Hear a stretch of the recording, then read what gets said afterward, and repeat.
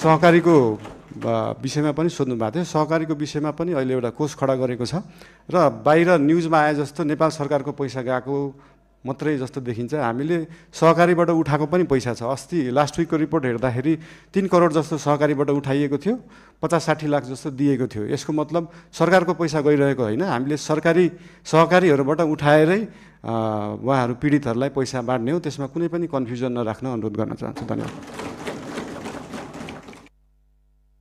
सहकारीको विषयमा पनि सोध्नु भएको थियो। सहकारीको विषयमा पनि अहिले एउटा कोष खडा गरेको छ र बाहिर न्युजमा आए जस्तो नेपाल सरकारको पैसा गएको मात्रै जस्तो देखिन्छ। हामीले सहकारीबाट उठाएको पनि पैसा छ। अस्ति लास्ट विकको रिपोर्ट हेर्दाखेरि 3 करोड जस्तो सहकारीबाट उठाइएको थियो, 50-60 लाख जस्तो दिएको थियो। यसको मतलब सरकारको पैसा गइरहेको होइन, हामीले सहकारीहरूबाट उठाएरै उहाँहरू पीडितहरूलाई पैसा बाँड्ने हो। त्यसमा कुनै पनि कन्फ्युजन नराख्न अनुरोध गर्न चाहन्छु। धन्यवाद।